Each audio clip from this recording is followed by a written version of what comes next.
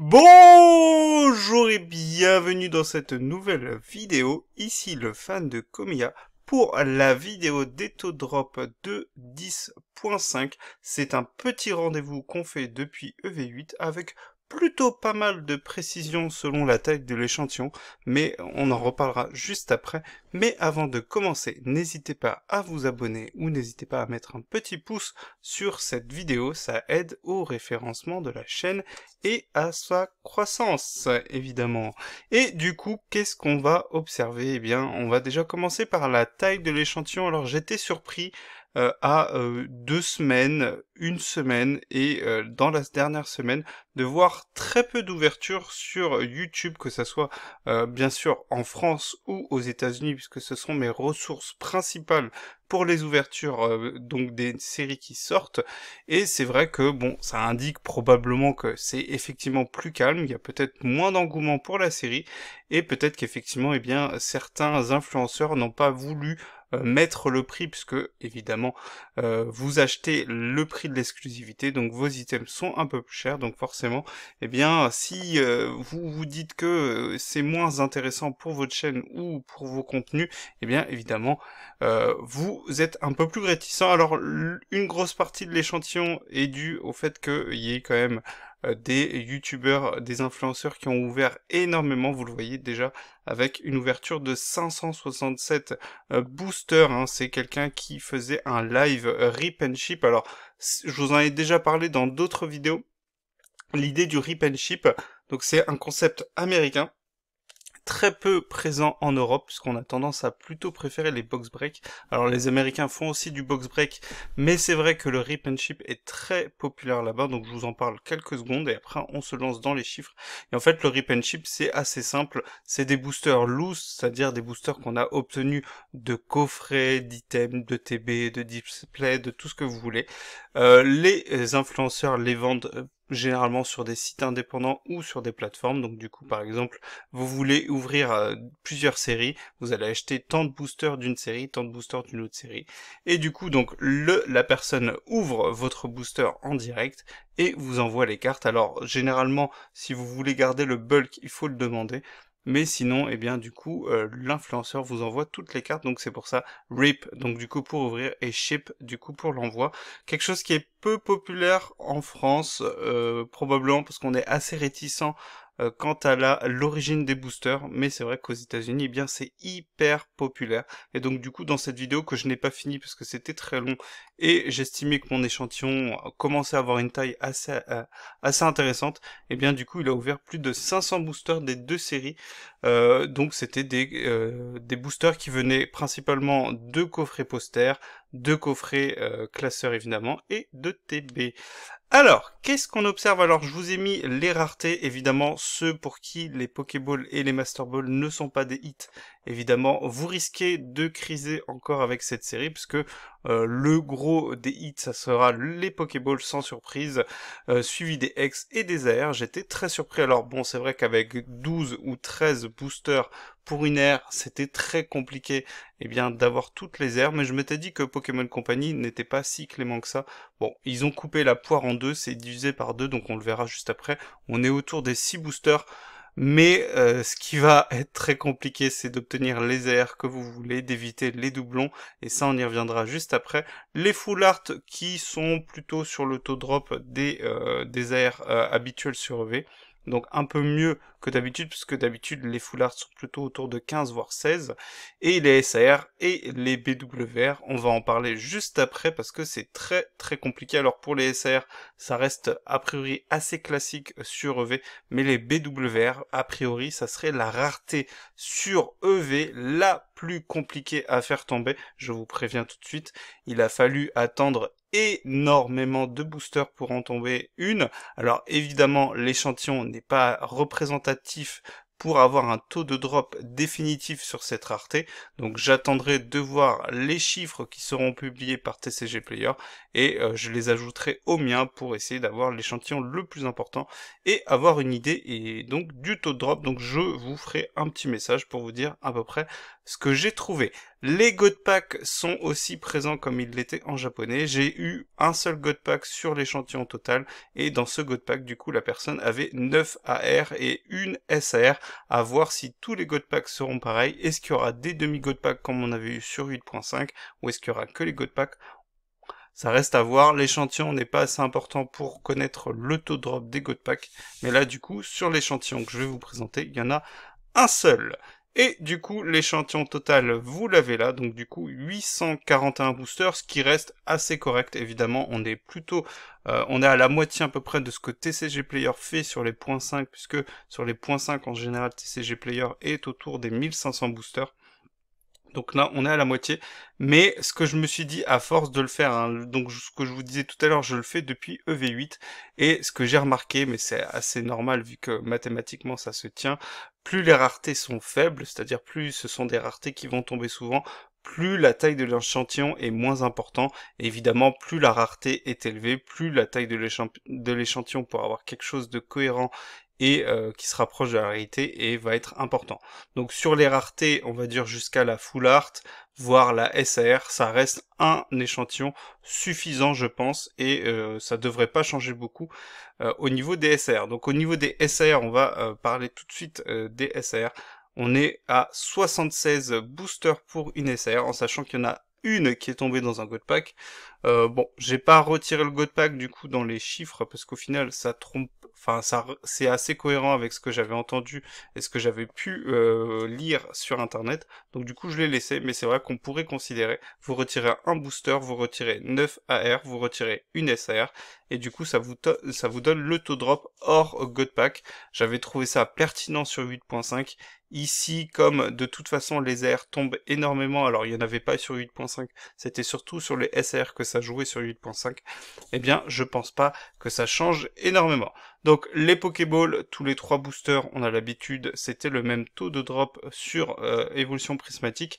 Un peu mieux sur les Master Ball, puisqu'on est à 18, je crois qu'on était à 20, ou alors, bon, c'est pas très grave, vous allez avoir peu de Master Ball, hein, ça va être très compliqué d'en faire tomber, là où les Pokéballs, vous êtes assurés, au moindre coffret, a priori d'en avoir au moins une, même si on observe qu'il y a quand même beaucoup de boosters avec 2 reverse classiques et une holo.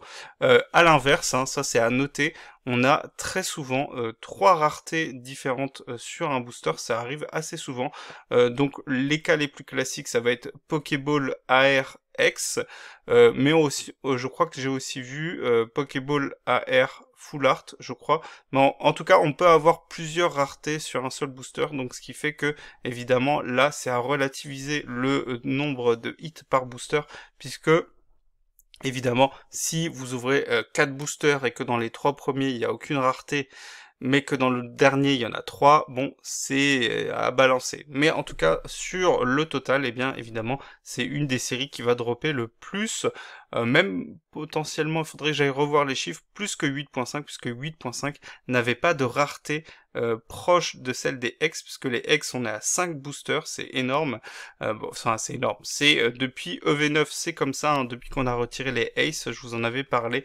Sur EV8, on est encore sur le taux classique de 6 boosters pour une X, mais depuis qu'on est passé, depuis qu'on a retiré les Ace, on est passé à 5, donc du coup, c'est le taux classique. Ce qui va changer, c'est le taux des airs, puisqu'évidemment, on est passé à 6, là où on était à 12 ou 13 sur les autres séries de EV, donc ça, c'est très très bien. Vous allez en avoir normalement... si vous aurez une dizaine de boosters, vous devriez en avoir 2, voire peut-être 3 si vous avez de la chance. Donc ça c'est plutôt sympa, mais évidemment ça va jouer sur leur prix, puisque beaucoup vont tomber, beaucoup vont être peu intéressantes pour les collectionneurs. Donc forcément, eh bien, les AR ne devraient pas être trop chers. Alors en japonais, elles tiennent bien. C'est peut-être dû à la popularité de certains Pokémon, donc faudra voir l'évolution. Mais en tout cas, sur le français, j'ai hâte de voir ce que ça donne, puisque, a priori, eh bien, elles vont tomber, donc ça c'est plutôt bien. Mais elles vont pas non plus tomber trop facilement, dans le sens où c'est pas non plus la fréquence des Pokéballs, évidemment. Mais ce que j'ai trouvé assez marrant, c'est que, eh bien, comme la rareté est en concurrence avec les X, ça fait très bizarre d'avoir une rareté on va dire entre guillemets meilleure, hein, parce que on va pas se le cacher, on préfère avoir une AR qu'une X, eh bien c'est assez marrant d'avoir deux raretés aussi enfin avec une très désirée, l'autre peu désirée, parce que les X en général c'est les cartes qu'on veut pas garder, qui sont bradées, on le retrouve sur les brocantes à 1 euro facilement. Et à côté de ça, eh bien, les AR qui sont des cartes, on l'a vu, qui performent quand même plutôt pas mal sur EV, qui tombent quasiment avec la même fréquence. Donc ça, c'est très marrant. Les full art, on est à 14, donc c'est ce que je vous disais tout à l'heure, c'est assez proche de ce qu'on avait l'habitude d'avoir.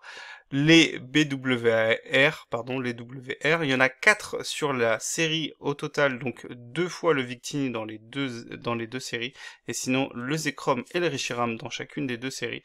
Et donc du coup, au total, eh bien, il a fallu ouvrir 841 boosters, donc j'en ai vu qu'une seule sur 841 boosters, mais évidemment, c'est ce que je vous disais tout à l'heure, pas assez, l'échantillon est pas assez important pour savoir si du coup on est plutôt sur les 500, 400, 300 boosters.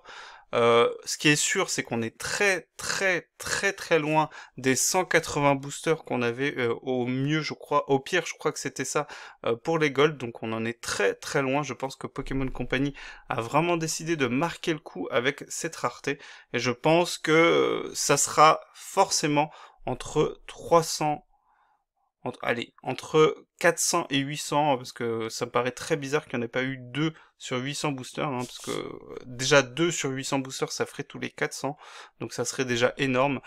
Donc ça risque d'être un taux assez important, donc tenez-vous bien, hein, si jamais vous voulez ces cartes-là, je pense qu'elles vont être très chères. À la limite, le Victini, vu qu'il y en a une dans chaque série, c'est peut-être celle qui s'en sortira le mieux au niveau du prix, mais sinon les deux autres, ça risque d'être très cher. Alors à la sortie, c'est toujours pareil, c'est toujours très cher. Quelques jours avant, c'est toujours très cher. Mais si le taux de drop est vraiment celui-là, si c'est vraiment 800, 700 boosters, eh bien ça risque d'être les cartes probablement les plus chères de EV. Voilà, bon. On verra bien, ça reste à voir. Au niveau des taux spécifiques, évidemment, c'est assez élevé pour les SR, mais c'est assez proche de ce qu'on avait pu avoir sur d'autres séries. Je rappelle que le taux de drop du Moonbreon, c'est à peu près ça, hein, c'est à peu près tous les 1000 boosters, ou c'était tous les 2000? Bon, après, sur les SR, sur EV, on est assez proche de ce chiffre en général, donc tous les 1000 boosters, tous les 800, 900 boosters. Pour une SR spécifique, il y en a quand même 14 dans la série, donc 7 dans chaque série, donc du coup au total il y en a 14. Évidemment, je me suis pas amusé à calculer pour chacune, puisque du coup vous coupez la poire en deux.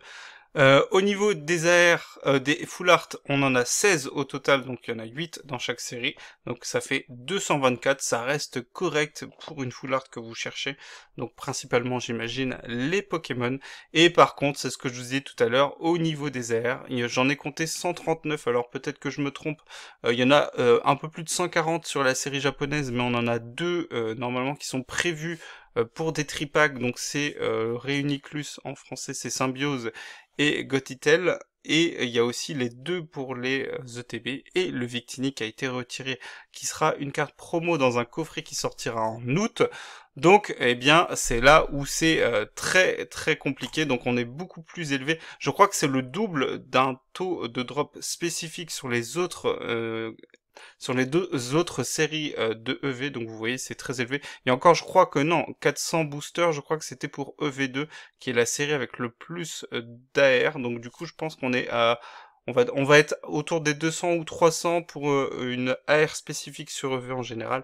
Et là, même si le taux de drop est très bas, eh bien, pour avoir celle que vous voulez, pour éviter les doublons, ça va être très compliqué. Je crois que sur toutes les ouvertures que j'ai eues, il y en a eu 140 au total. Je suis vraiment pas sûr qu'on ait eu toutes les AR, parce qu'il y a eu énormément de doublons, évidemment.